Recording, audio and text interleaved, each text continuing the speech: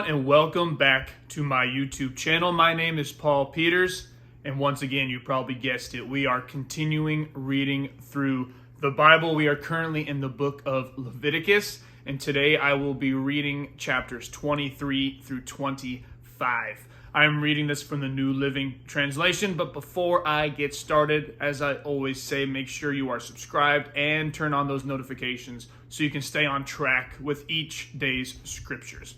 All right, here we go. Leviticus chapter 23.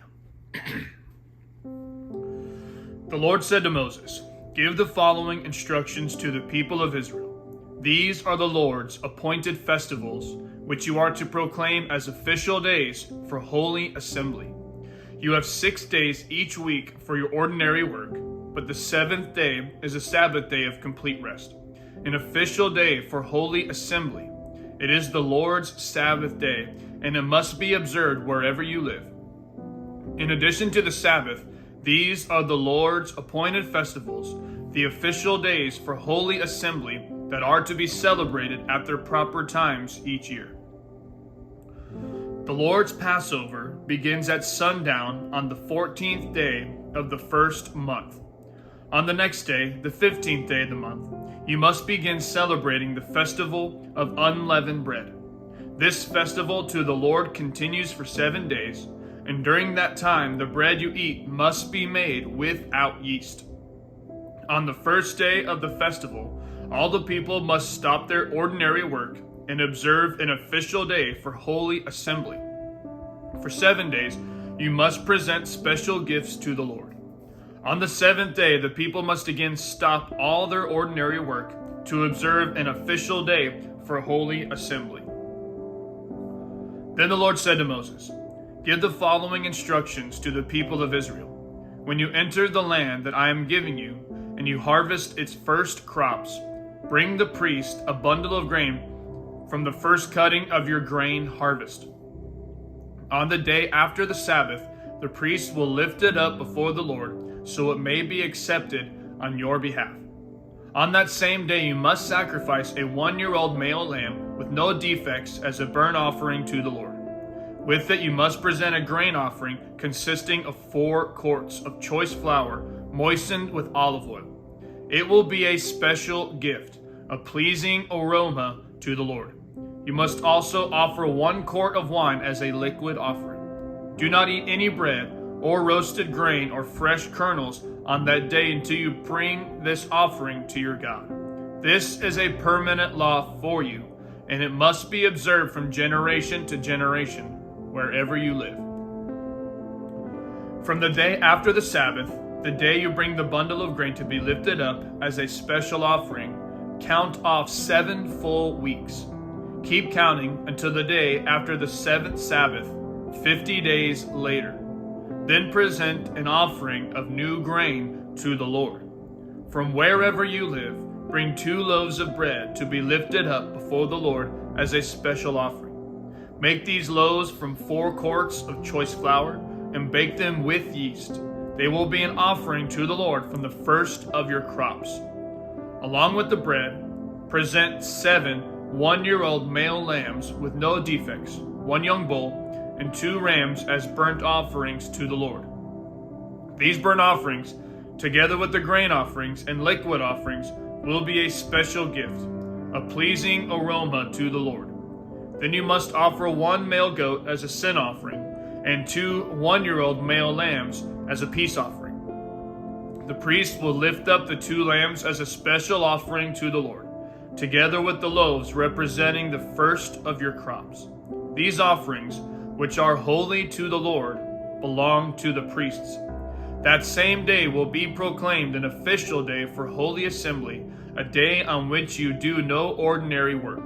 This is a permanent law for you, and it must be observed from generation to generation, wherever you live.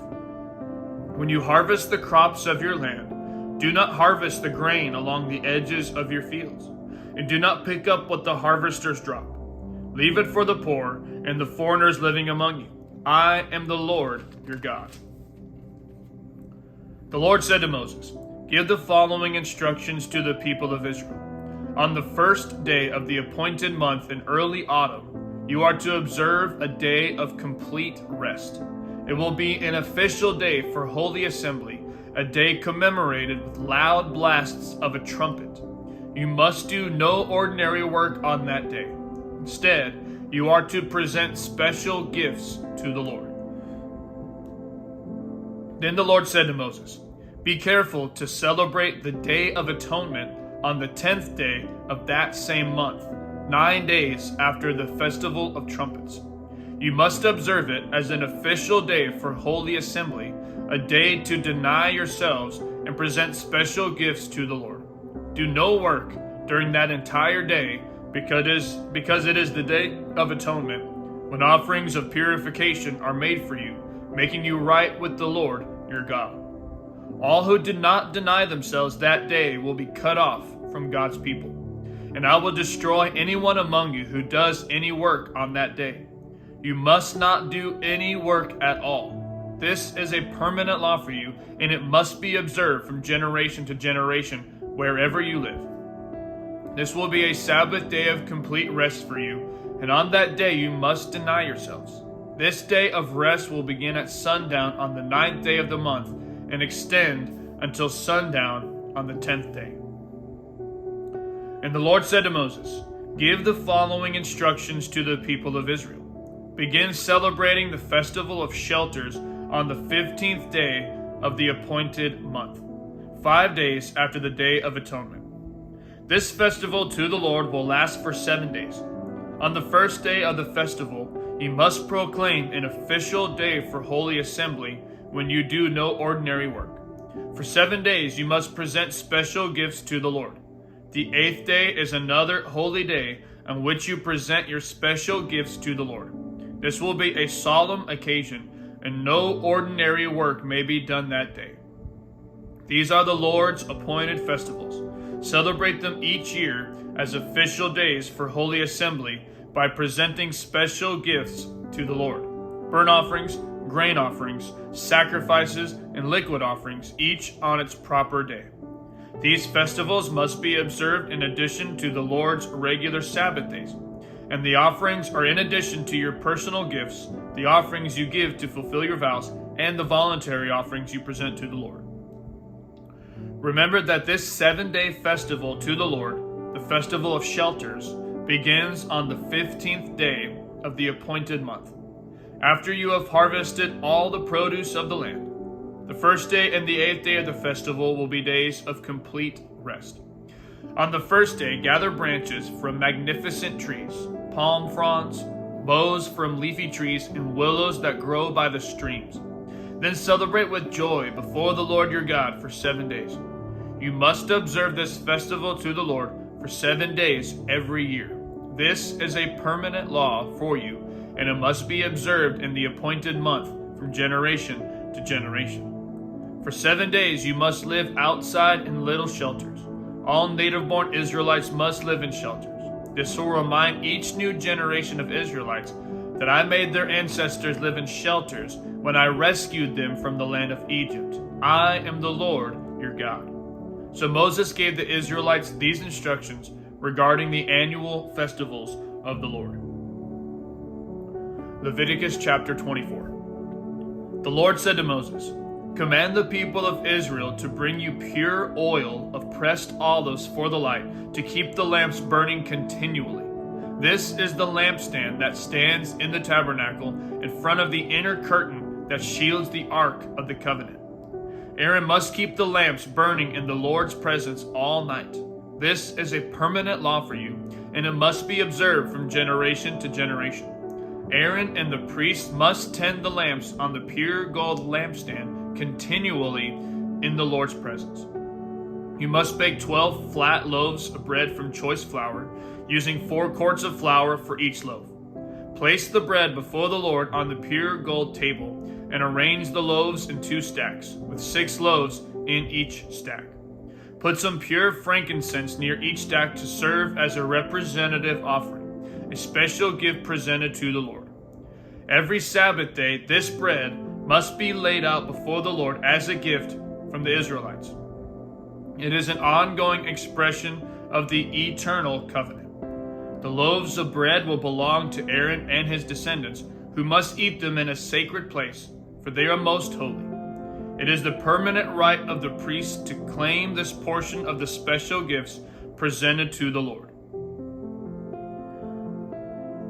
One day a man who had an Israelite mother and an Egyptian father came out of his tent and got into a fight with one of the Israelite men. During the fight, this son of an Israelite woman blasphemed the name of the Lord with a curse.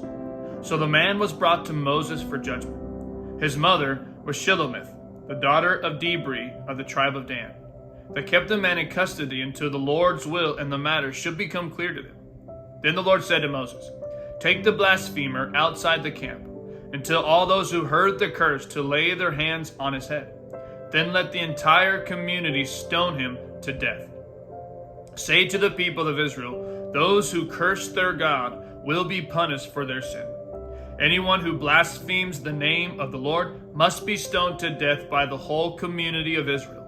Any native-born Israelite or foreigner among you who blasphemes the name of the Lord must be put to death. Anyone who takes another person's life must be put to death.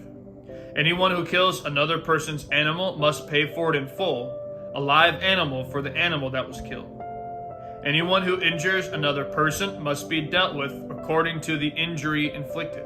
A fracture for a fracture, an eye for an eye, a tooth for a tooth.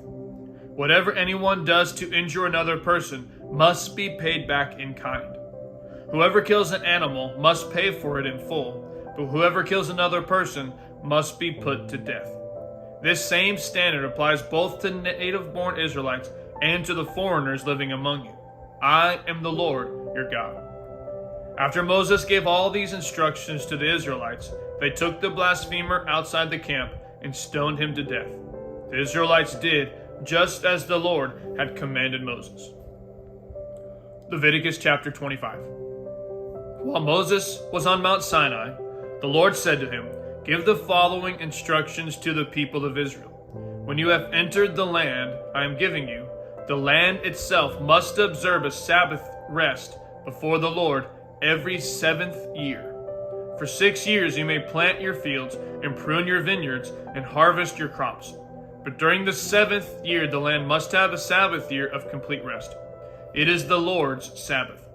Do not plant your fields or prune your vineyards during that year, and don't store away the crops that grow on their own, or gather the grapes from your unpruned vines. The land must have a year of complete rest, but you may eat whatever the land produces on its own during its Sabbath. This applies to you, your male and female servants, your hired workers, and the temporary residents who live with you. Your livestock and the wild animals in your land will also be allowed to eat what the land produces. In addition, you must count off 7 Sabbath years, 7 sets of 7 years, adding up to the 49 years in all. Then on the Day of Atonement in the 50th year, blow the ram's horn loud and long throughout the land. Set this year apart as holy, a time to proclaim freedom throughout the land for all who live there.